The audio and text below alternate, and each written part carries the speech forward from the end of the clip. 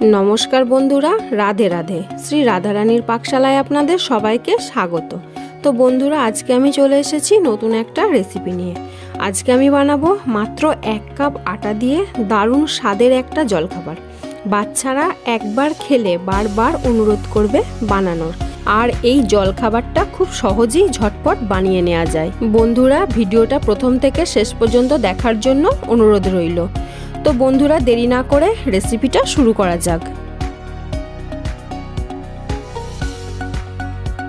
প্রথমে আমি একটা জায়গা নিয়ে নিয়েছি। এবার 1 কাপ আটা নিয়ে নিলাম।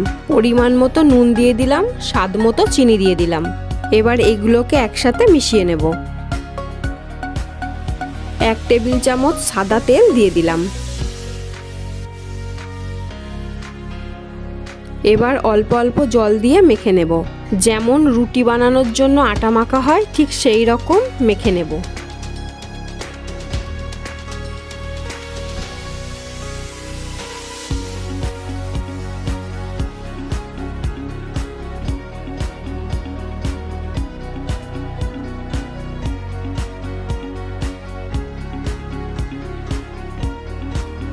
আমার আটা মাখা হয়ে গেছে। এবার 5 মিনিট ঢাকা দিয়ে রেখে দেব।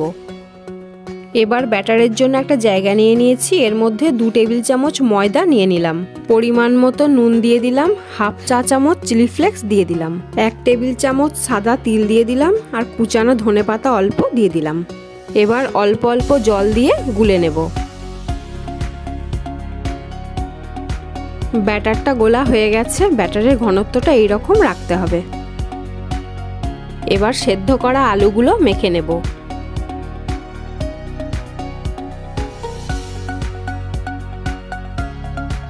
আলুর মধ্যে দিয়ে দেব পরিমাণ মতো নুন, 2টো কাঁচা লঙ্কা কুচি দিয়ে দিলাম। হাফ চামচেরও কম লাল লঙ্কা গুঁড়ো দিয়ে দিলাম। হাফ চামচেরও কম গরম মশলা গুঁড়ো দিয়ে দিলাম। 1 চা চামচ চাট মশলা দিয়ে দিলাম। কুচানো ধনেপাতা অল্প দিয়ে দিলাম। এবার আলুটা ভালো করে মেখে নেব। বন্ধুরা আমি 2টো কাঁচা লঙ্কা কুচিয়ে দিয়েছি। ঝালটা আপনারা আপনাদের পছন্দ মতো দিয়ে নেবেন।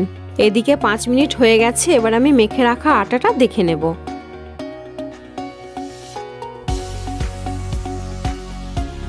আটার ডোটা আমি 2টো ভাগে ভাগ করে নিলাম। এবার রুটি বেলে নেব।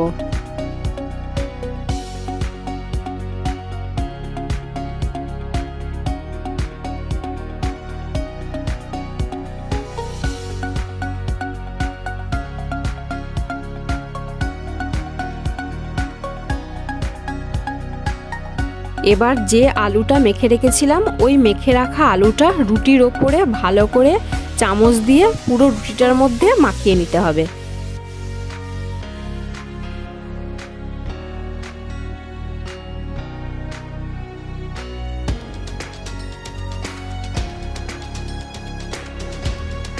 এবার রুটিটা এক সাইড থেকে রোল করে নিতে হবে।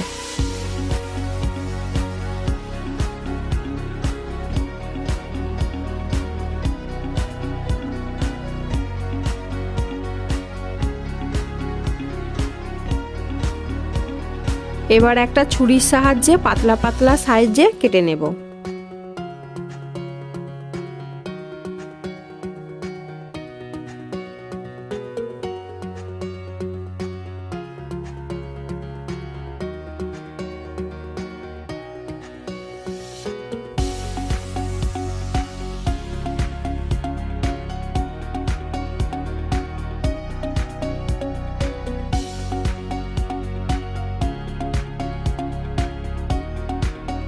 রুটির রোল থেকে যে পিসগুলো আমি কেটে নিয়েছি সেই পিসগুলো হাতের সাহায্যে সুন্দর করে চ্যাপ্টা চ্যাপ্টা শেপ দিয়ে নেব। আমি আবারও একটা দেখিয়ে দিচ্ছি।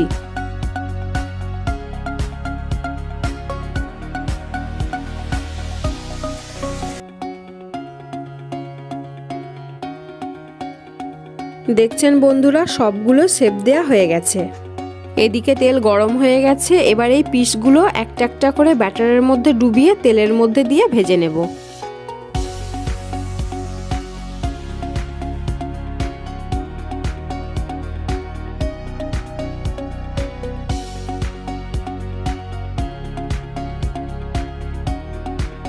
দেখছেন বন্ধুরা এগুলো ভাজা হয়ে গেছে। এবার আমি একটা জায়গায় তুলে নেব।